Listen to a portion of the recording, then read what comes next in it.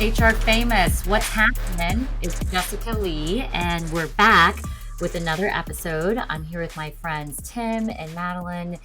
We are, rested, raring, ready to go. Is there another R word to have some alliteration? Refreshed. Relaxed. Relaxed, refreshed, and so full of hot takes on all the things. A little bit of a warm-up question first, which none of us are prepared for. But, one thing that I actually have been trying to seed more with my organization, people on my team, is like just there's always something to learn. And I think we're all like hungry, eager people wanting to always improve upon ourselves. But, we're in a new year. And so I am curious, like, what's one thing like you'd want to learn? It could be like silly, micro fun, or it could be like a big thing. So I'm curious, like, what's one thing that you're wanting to learn in 2023? And I'll tell you mine. And this might just ruin the whole episode, but not a lot of people know this, but I actually don't own a bicycle, and I've only ridden a bicycle a few times in my life. And I rented a city bike last year because we wanted to go biking with my kids, and they all love biking. My husband does. And so I think I want to get a bicycle in 2023, and I want to master riding a bike. So that is, I'll need you to run behind me, Tim, and like steady Hold the the seat. seat so that like, yeah. So I'll need you to do that. But like, mastering riding a bike and buying a bike, I think that's what I want to do in 23. But you got a city bike but you don't know how to ride a bike? Well, I learned how to ride a bike like when I was, I think, 21 in a parking lot with like my boyfriend, and I kind of figured it out, but I've never owned a bike, and I didn't have a bike when I was a kid. You don't practice. Yeah, so I never practiced, and then I rented a city bike at some point in 2022, and I was like, oh, I still kind of remember some things I learned, but like I'm scared. My hands get like sweaty, and I'm not really good at taking turns and like slowing down, speeding up. So I want to like master riding a bike in 23. That's my skill. Nice. That's a good one. I saw that video of you. I saw the Instagram video of you on that city bike with those cute sneakers. You looked amazing. I was trying to show off my skills. Yes. Madeline, what do you want to learn in 23? This is a good question. Sometimes I feel so stressed when I think about like a resolution or like learning something new, but this was my goal in 2021 and it didn't happen, so I'm going to revisit it for 2023 is golfing. Like I've taken golf lessons since I was 20, like through periods, like I'll take the golf lessons and I'll stop, and then I won't do anything for 5 years and I'll start again. I like it, and I do like the whole idea of golfing as an activity, like even with my kids as they get older. So I do think I'm going to be more committed to actually following through with the golf program. Yeah. Yes. I did golf lessons this year because I've been golfing forever, and I wouldn't say like I wasn't awful, but just hacking around the course. I loved it, but I still wasn't good. So I said, I'm going to take golf lessons. And like, I think from like March to maybe middle of June, I like was like every single week with a coach and working has a huge impact. But then like I tell my wife all the time, if I could just have my golf coach come with me when I play, I would be amazing. Because when I'm with him, like within seconds, like I'm hitting every ball, I'm hitting crush. I'm like, oh, this is great. And then as soon as I'm away from him, somehow I forget everything. Like I don't, and she's just like, you're a complete psychopath. Like, stop it. But I literally tomorrow, like I'm going to see like him. It's interesting. I think like we're going to go to Israel for the first time, like with a fam and Jewish family. So I think I'm going to be doing a bunch of research, maybe learn a little bit of Hebrew. My youngest son, Cameron Cooper. It's all the K's, so I constantly cuss sound. So Coop actually decided, we had no idea he was going to do this. We knew he was going biochem for his undergrad freshman year of college. And then he shows up like first week and says, oh, by the way, I'm doing an undergrad in Hebrew. We're like, what? Wow. Like that isn't crazy. So I'll probably do like the Babel thing or something and try to learn a little bit of Hebrew going to Israel. So I'm excited about that. That's exciting. Mm-hmm. You'll have a lot of HR tech companies to connect with while you're there. They could give you tours. I know. It's crazy how many are there. It's a good tech scene. Well, keep us posted on that because I feel like learning a new language as an adult is so hard. And I'm Right. so envious of people that are multilingual, or who just have an easier time at picking up languages. So that'll be I know, interesting to Jessica, see. we've talked about this. I had the guy that worked for me who was American, born and raised, and married a Korean girl.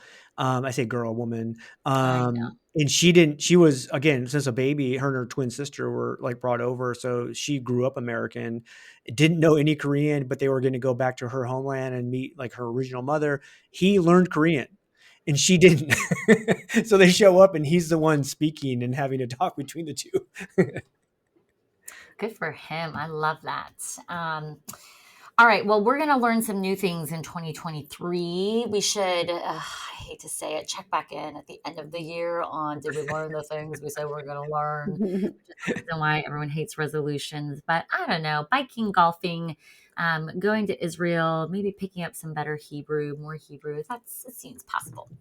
Seems Okay, possible. so first topic. I actually saw, maybe did she write for Fistful of Talent back in the day at one point? But anyways, I think she, is a wildly successful person over at SAP Success Factors. Meg Bear posts this on LinkedIn recently, and it was an article out of Fortune around, some of the hesitations sometimes women have, who are, in the C-suite or at an executive level, and whether or not, they are paying for support at home in order to be successful in their careers. And, a lot of what the article talks about is there a stigma of women having to pay for help? And, how do we debunk the idea that women have to or can, quote unquote, do it all? And I thought there were some interesting, nuggets and data, in the article about, what it looks like as people rise up in their career. And there was like one example that's in there about, an executive who estimates that she spends about 20% of her income on childcare, and household help. And actually, 20% on childcare doesn't seem a lot. 20% of her income on childcare and household help. And that, people are just being a little bit more transparent about it. And so, Tim, you've been surrounded by many women your whole life, and your mother as an entrepreneur and executive, and Madeline, a leader and executive in your own right with kids.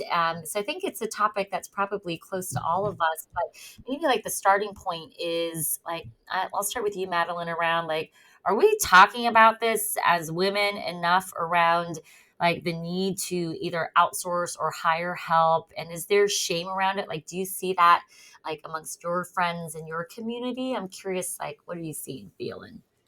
Yeah, I don't I think it does exist, and I think that people do feel like they have to do everything, like they have to be the breadwinner or work and then be the mom and then take care of all the house stuff so that they're kind of doing everything. So I definitely see that there's some shame in that, unfortunately. But I look at like my kids, like friends that are girls. I have two boys, so they're friends who are girls, and there's none of that. Like, I'll just give you an example. This actually happened this week. So my son had a friend come over, a little girl he's friends with, and I ordered them lunch, and I said, like, I just need to clean up, guys. Like, I just need to clean the kitchen or whatever. And she looked at me like I was insane, and she's like, don't you have a cleaner? Like, can't your cleaner do this? Like, it was like she wasn't thinking like the mom needs to clean or the house is a mess. She was thinking like, why are you doing this? Like, that help. Like, you're working. Help. Wow. Yeah. That is I great. mean, it's so interesting when kids are, suggesting like, Madeline, why are you doing this? Like, you are a powerful woman, an entrepreneur. Like, where's your help? Where's your help? So it's an interesting I one. do think it's don't you think it's like we have to classify it between like or maybe I mean maybe we shouldn't. Maybe in my own mind I classify it. So like if there's a two income like you and Bobby, right, Jay, like who's responsible for what? And I think that's where the problem comes in with like how female executives like they don't like to admit a domestic help side is like somehow like maybe it should be shared or like if you're you know at work full time and your husband isn't working, is at home, is kind of a domestic, caretaker without, which happens. I was always hoping that that would be me. I would be an amazing domestic caretaker for or a single dad, single mom, whatever it might be. Like, I think people look at people and judge them based on that. It's like, well, wait a minute, like my wife stays at home. It was a decision we made long ago. She can, and yet, she has a house cleaner. We have someone come do our yard, and part of it is like, hey, motherfucker, like I can pay for it. I'm fine. Like I don't. Like, turns out, like I don't want to like scrub toilets or mow my lawn every week. Like and if I have that ability and have that privilege, like I'm like that's all about me. Like I should be able to do that, and I shouldn't feel bad for that. But I definitely see like the women in my life like somehow like gets looked down upon if they work, and all of a sudden they like someone's like, well, why do you have somebody cleaning the house, or why do you, and you're just like, give me a break. Like my mom hired my grandmother to come clean our house when we were kids because she was starting a business and trying to do this. And Wow. my grandmother was like, I love my grandkids and I'm just sitting at home doing nothing. And she's like, well, yeah, but I'm going to pay you. Like, Yeah. and by the way, like those were my sister and I will talk about, those were the best years of our lives. Oh, To be able to come home from school and the house was spick and span. There's like a lasagna in the oven, fresh cookies on the counter. We're like, Grandma, you are awesome. You're the mom we always wanted. oh, I love that. I love that. The kid's mindset of not understanding, like your mom couldn't do that because she's grinding out 60, 70 hours a week, Right. trying to get a business off the ground, kind of thing. Yeah. I mean, one of the things that's interesting to me is, yes, 100% is like, what's the role of, a partner in the mix, and how, like, what responsibilities sit with them, for sure. And I will always be the first to comment that, like, there's no way I would have the success I do if it weren't for having an amazing husband who leans the heck in and handles things and takes pride in being able to do those things. So I know that, like, there's no way any of this is possible without him. But if he weren't around, like, yeah, I'd probably have to outsource some of these things. But one thing that I think is interesting around, like, how much do women talk about it? There is a part of me that always feels like it's a privilege to be able to outsource some things, to say I'm spending 20% of my income or however much of my income, to get help with these things, because yes, I've earned that right potentially at a certain level, or that is what is needed in order to, have a certain type of role, and that may have certain demands. But like, being so open about it is also a thing of like, if I know someone on my team makes, a quarter, or, I don't know, 50% of what I make, like, what is the message to them around, like, I have the means to do it? Or Mhm. is it like not owning the fact that you've like arrived at this place and you should be able to do these things? Like, that's actually one thing I always grapple with, of like, I would never want to feel showy, or I would never want to feel like I'm like flaunting that, like, I make a certain amount of money and therefore I can afford to do these things. And so Right. I don't know if that's just like an imposter syndrome type of issue of not like owning that you've arrived. But I know on a personal level, that's one thing where I'm like, ugh, it feels privileged and awkwardly privileged for me to ever like say some of that stuff. Yeah, I get that. I definitely get that. I think there's actually more shame in the childcare stuff than the cleaning and taking care of like the house stuff.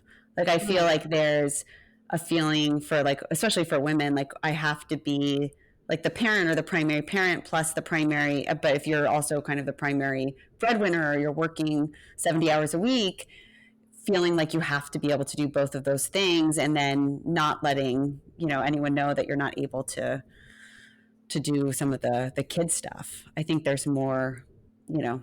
Hey, we're the payroll baddies, and our mission is to make payroll fun and relatable. And call out industry when we hear it. You gotta call it out. You gotta call it like you see it. But we also gotta shine a light on all those unsung payroll heroes out there, making sure we get paid. Yeah, those are the real payroll baddies out there, and we love sharing their stories and showing them love. With gold chain and everything, baby. By the way, SAP is the best payroll out there, and if you don't like it, Get out. By the way, I Complicated think feelings I in that. think I'm a husband that leans in, and still like the vast majority, like the organization that women and with kids has to put up with, that husbands just totally just I don't even I never think about it. And there was a meme like the other night that I saw that was like, hey, if you're a mom, it was like 10 o'clock at night and you're a mom, tomorrow your kid has some stupid Santa, something like there was something happening that if you didn't know, just understand there's something happening tomorrow that you have to figure out real quick. You're just like, holy crap. Like I never, ever have thought in that way, And Oh the my gosh. social Well, piece too, right? Like organizing like the play dates and like the friend stuff and the Mhm. coordination there. yeah. I mean, Tim, just to go back to that though and make it real, like what was I doing up last night until literally 12:30 in the morning?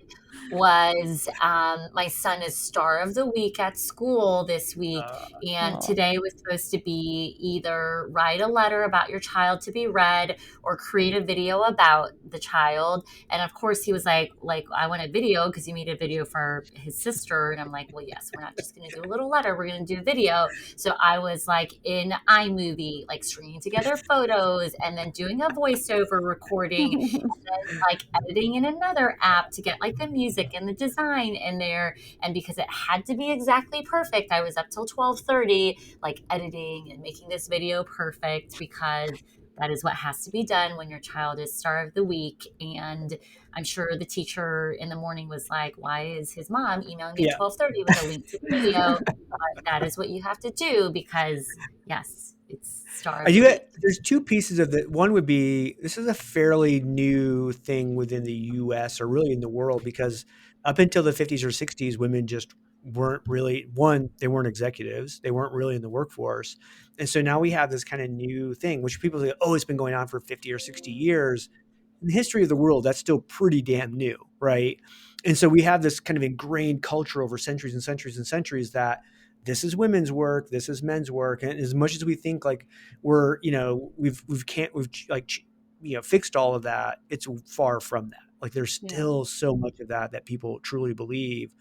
The other thing I think, what is this is American culture versus other parts of the world. And I go back to like when I was shocked. I mean, literally shocked. I couldn't even speak when I was in South Africa with all these executives talking about their gardener, their cook, their homekeeper, their childcare. Like they had a staff, and this is like middle class white people in South Africa because they had so many poor black people that they could hire, and then the gall they had to act like they were helping the poor black people. And in one way they were giving them a job where there wasn't a job before, but they were paying them pennies like comparable to what they should be paid to do a job of taking care of every single thing in their life. I mean, literally they didn't raise their kids, they didn't cook their food, they didn't do their law, they didn't do their gardening, they did nothing. Like they had an entire staff of people. And I'm like, I was like, that sounds amazing, and then, but then the reality of it, of going like, holy crap, like you are totally taking advantage of a situation without really, I mean, actually not even understanding it at all. And actually taking the opposite view of saying that we're actually helping people. And you're just like, nah, you're part of the problem. Yeah. Yeah, I mean, there's definitely interesting nuances on this whole topic from a global perspective and culturally. Like even on, Meg Bear's post, it was interesting. There were people chiming in from outside the U.S. saying, in the U.S. it's just a different stigma and mindset, and cost of labor, whether we like it or not, or cultural norms in other countries are such that it's just the norm to have a certain level of help and people doing all sorts of things. And so I don't know like what's right or better, because I think to your point, there's also certain countries where like all of the domestic help is, let's say, I don't know, some countries in the Middle East or even in Asia where the domestic help is imported labor, right? And so the way in which it can continue to be made the norm is like you Yeah. got tons of people, Right. caretakers coming in from the Philippines or other,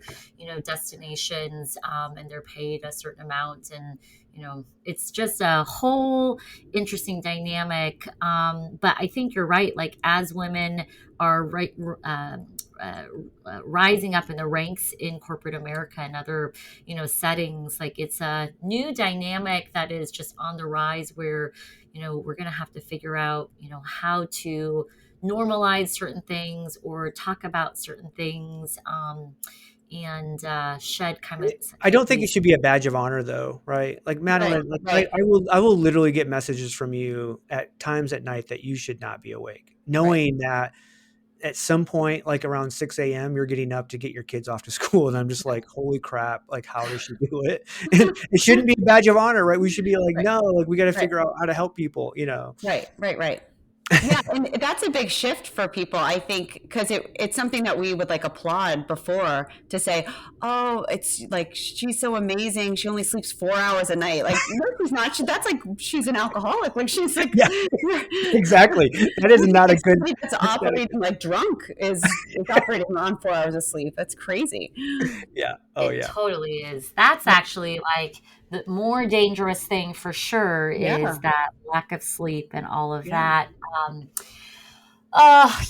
conversations like this just kind of remind me that, like, oh, we've made so much progress, but there's still so much progress to be made for sure. mhm, And I'll be the first to admit that, like, there's no way to get everything done by oneself, and it's just not easy. Parenting on the whole is not easy, but, idea of have it all, do it all, I just don't know if that's really the case. right. But I like that the media is covering this, though, and that there's some good data behind it around, like, what are different trends being, seen out there, and people are, talking about it more. But certainly, a different conversation in like a corporate setting than, service industries or things of that sort, where some of these things aren't always possible. But good reporting by Fortune on trying Mhm. to have the conversation, and love that there's leaders out there like Meg, who are sharing on LinkedIn about this topic for sure.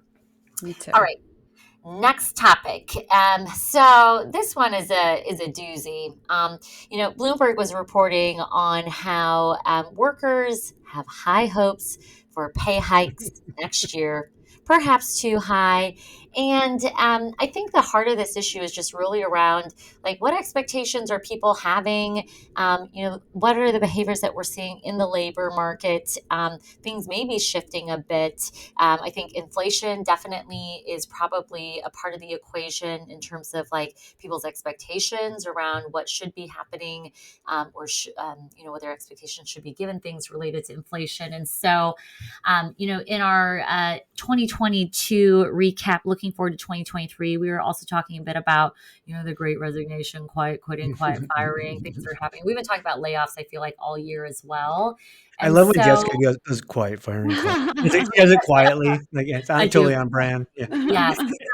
So I don't know. Are you guys hearing and seeing this? Like, are workers potentially, and I hate it when we call them workers, but because they're Yeah. people, do people have like misplaced expectations in the new year around what they may see? And, oh, what are we going to do about those expectations? Are they going to be met? Are they dashed hopes? Like, what's out Yeah. there? I saw a stat that if you are 35 and under, you've never been through a downturn in the economy as a career, as a professional, right? So if you think 35 and unders? oh Oh, 08, oh 08, oh 09 was the Great Recession. And since then, we've had this great run. Again, broadly, we've had this great run economically in the country, and jobs and too many jobs that allowed us to get to this behavior of the Great Resignation or whatever. And so people have seen like big increases year after year after year, and they've been able to switch jobs for massive increases. I mean, we all have the stories of people like that are, I mean, getting paid like the recruiter story alone last year of people getting paid way more than they ever should be.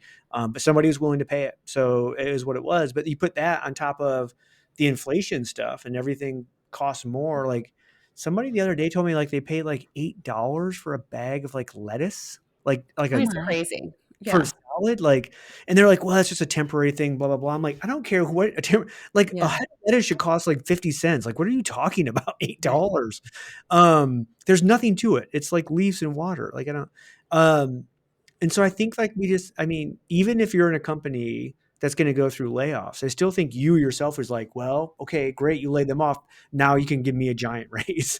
And so I think there's this mindset that hasn't been. There's not enough pain in in the job market for somebody to go, maybe I shouldn't expect a 10 or 20% increase, Yeah. or 8%, as this one, kind of article said. But yeah, Madeline, what do you think?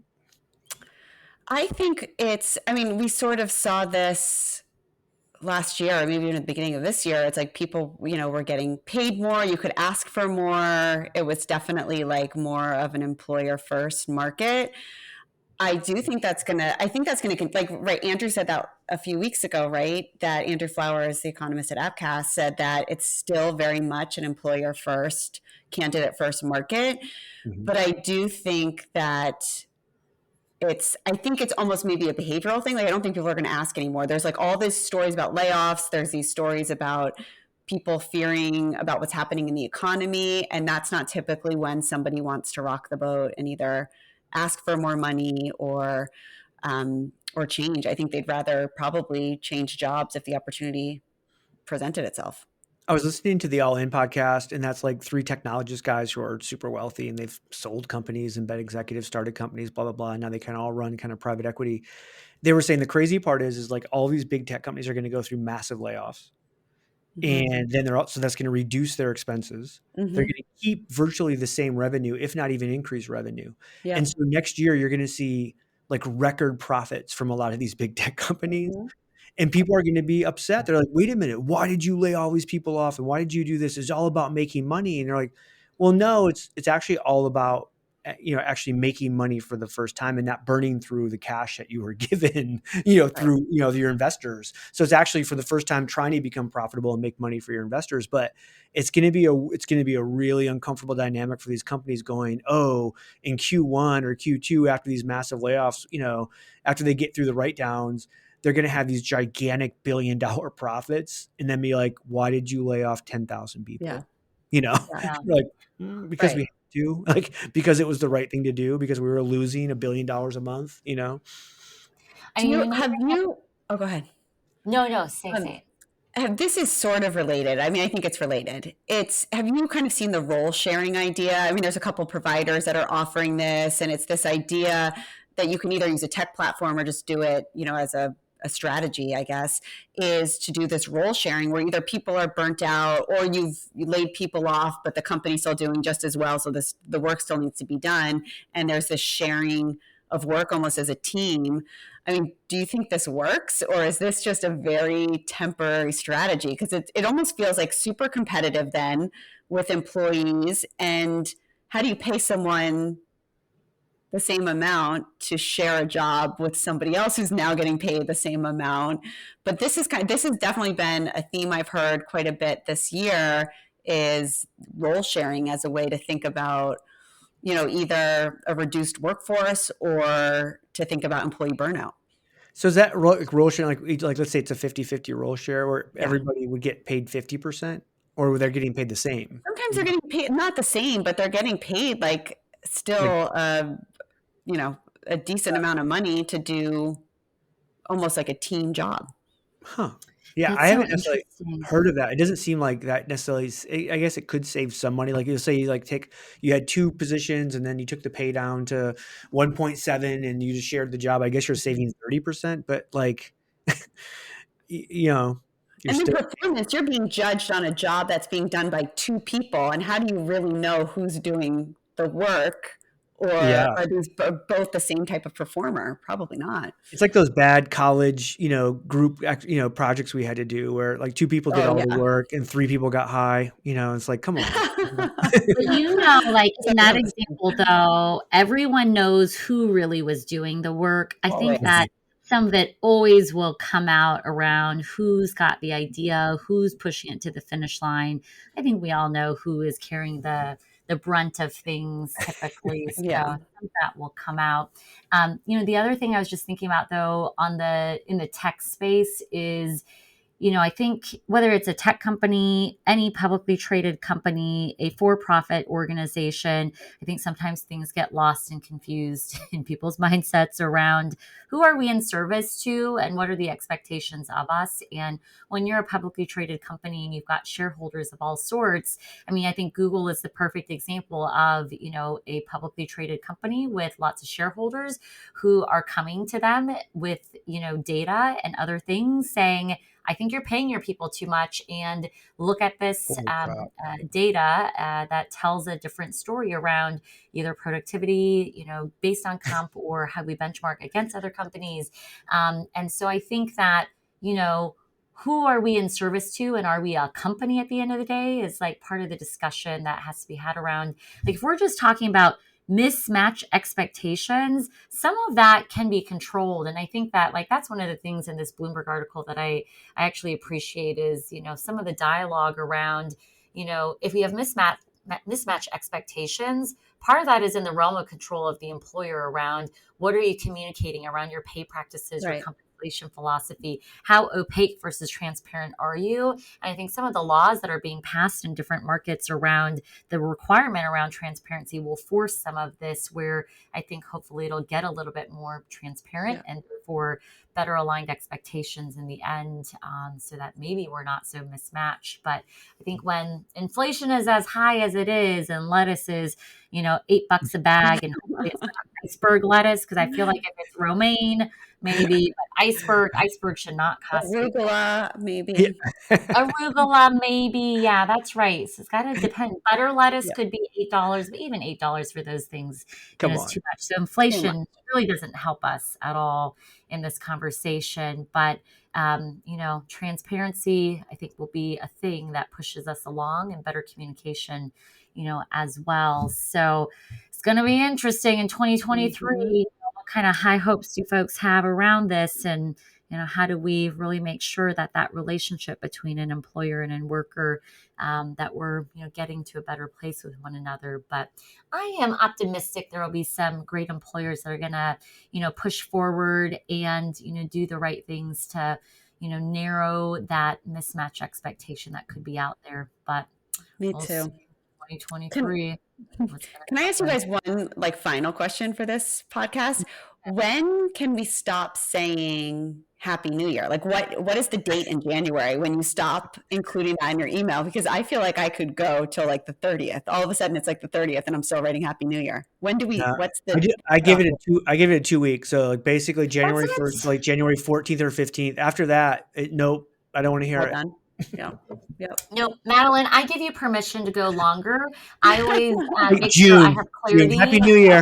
June. No, not June, but like, don't forget, half of the world celebrates Lunar New Year. And so Yeah. I still say Happy New Year up through when Lunar New Year is done. And so that'll carry me usually until like early February. So we can say it to each other. Happy New Okay. Year till I'm done. I'll send you both texts in January 30th. Yes. And I'll remind everyone, it's not Chinese New Year, it's Lunar New Year. It's not just China that's celebrating it, but half of the world, peeps, are celebrating Lunar New Year. So we can keep saying it. So with that, I'm sure it's like January something, and we will close out this episode to say Happy New Year.